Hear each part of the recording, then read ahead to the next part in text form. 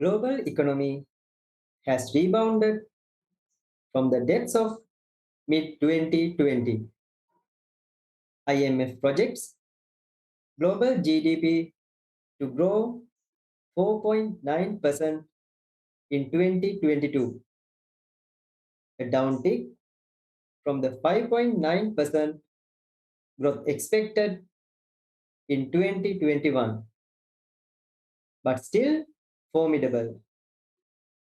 4,446 CEOs from 89 countries and territories who responded to PwC's 25th annual global CEO survey display optimism about continued economic resilience. With that, we'll be moving on to internationally renowned professional service provider PricewaterhouseCoopers CEO survey findings with a theme of reimagining the outcomes that matter.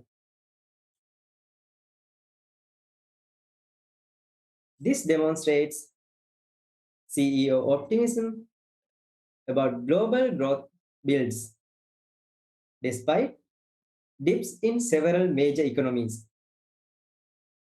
This compares data for 2021 as against 2022. Increasing optimism can be seen from the CEOs in the territories of UK, Japan, and India, where India records highest CEO optimism as of 2022, whereas the countries such as Brazil, Germany, US, and China records the lowest in CEO optimism, and it decreases when we compare data of 2022 as against 2021 survey. This manifest CEOs rank cyber risks as the top threat to growth, with health risks close behind. Simultaneously, macroeconomic volatility has also been recognized as one of the top risks as well. As against climate change, geopolitical conflict, and social inequality risks, where those have been ranked to a lower degree.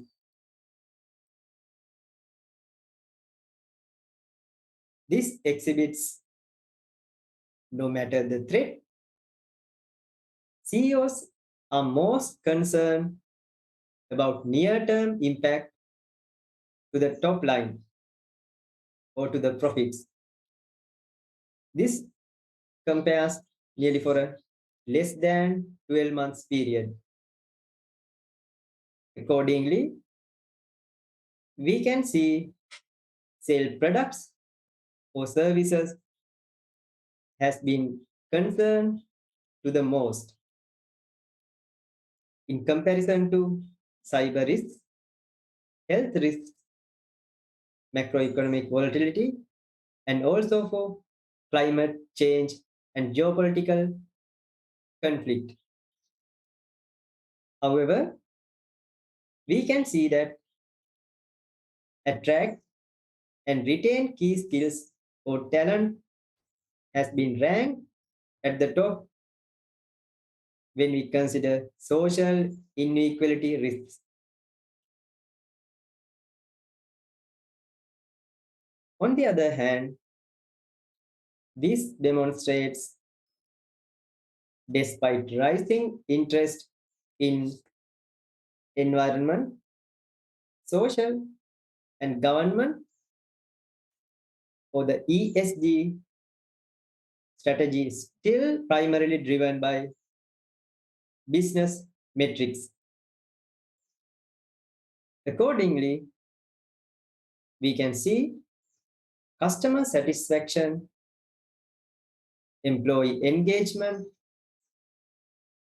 automation, and digitization goals have been ranked at the top of companies' long-term corporate strategy. Whereas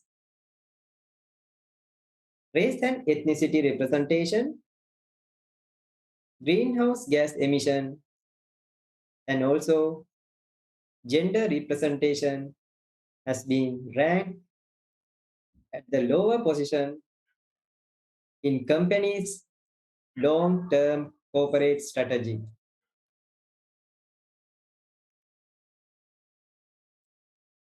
Accordingly, in the PwC's global sample, largest companies are three times more likely to have made a net zero commitment than the average company.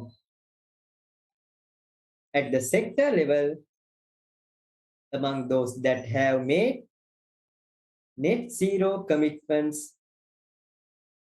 energy and power and utilities are the most highly represented. This reinforces the fact that high emitting industries are often front and center when it comes to climate action.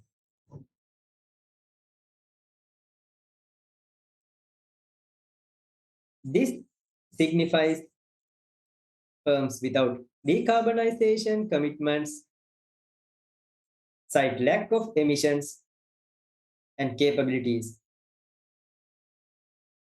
They have used the statements such as not producing a meaningful amount of GHG or greenhouse gas emissions, and also not currently having the capabilities to measure GHG emissions. Further, statements such as sector does not have an established decarbonization approach has been cited lack of emissions and capabilities. However, in considering statements such as internal stakeholders are not significantly concerned about climate change has been ranked at a lower level.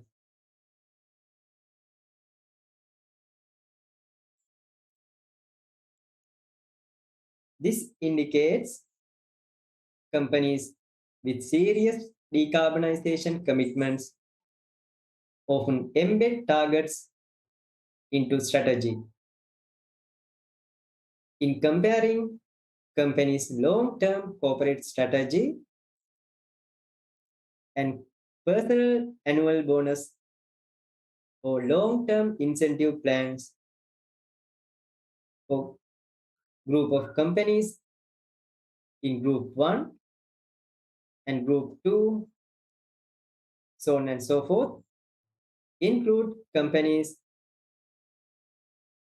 in the group 1 science aligned net zero commitment companies. In the group 2, companies include non-science aligned net zero commitment companies, so on and so forth. Accordingly, group 1 companies who are science aligned net zero commitment companies are greater percentage in comparing both companies' long-term corporate strategy as well as personal incentive plans.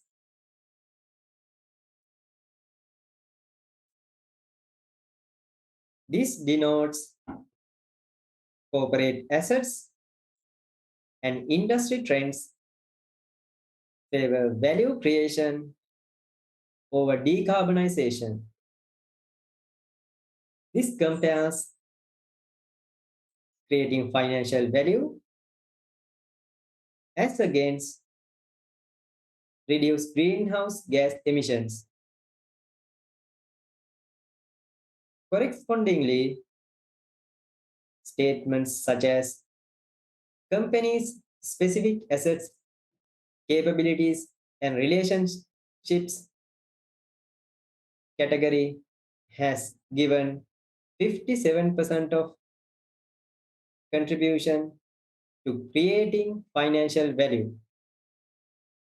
However, the percentage given for reducing greenhouse gas emissions is somewhere around 45%.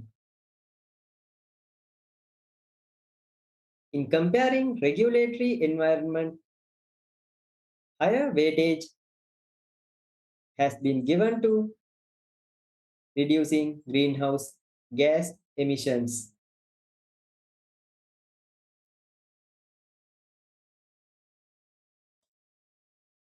Now we are moving on to another perspective. Opportunity and the challenge is clear. Progress on society's toughest problems will be limited without bold action from CEOs, stewarding critical corporate resources.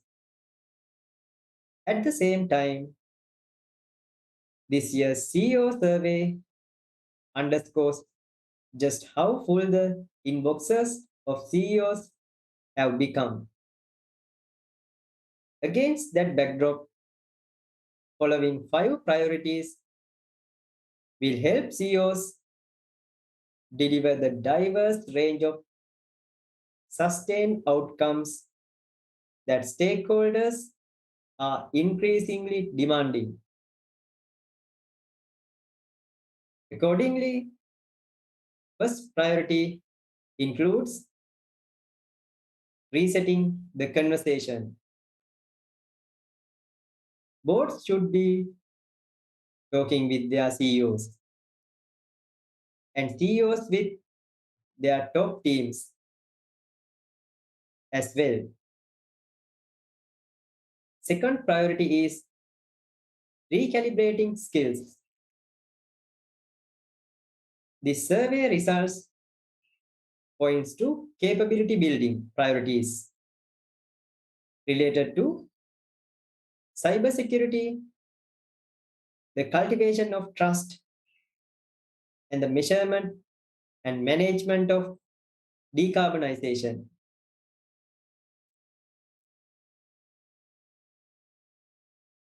Third perspective is reappraising succession.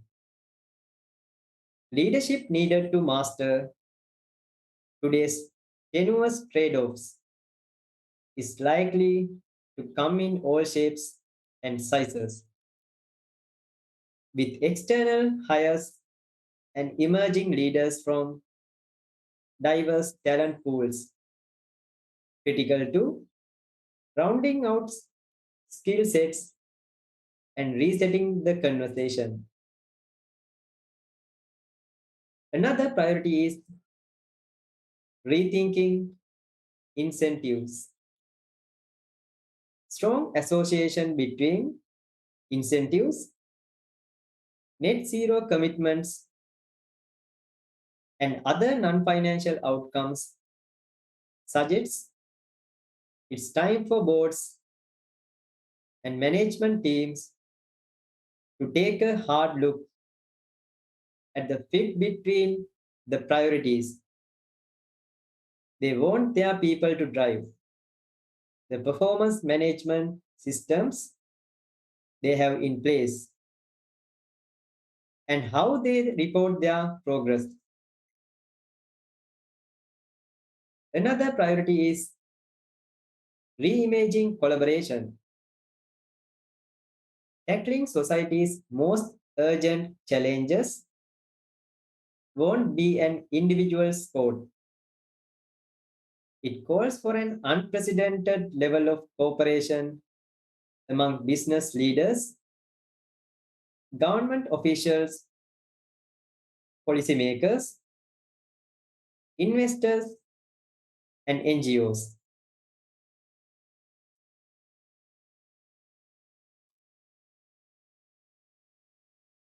In the conclusion, we'll be discussing on how PwC surveys has been conducted. This surveyed 4,446 CEOs in 89 countries and territories. Global and regional figures in this report are weighted proportionally to country or regional nominal GDP. 94% of the interviews have been conducted online and 6% by post, by telephone, or face to face. Among the 4,446 CEOs that participated in the survey, 3% of their organizations had revenues of 25 billion USD or more. 5% of their organizations had revenues between 10 billion to 25 billion USD. 18% of their organizations had revenues between 1 billion to 10 billion USD. So on and so forth. Finally, 66% of their organizations were privately owned companies. With that brief, we'll be concluding the presentation. For more of this kind of videos and presentations, kindly Google Gayan Nayanajith. Thanks for watching.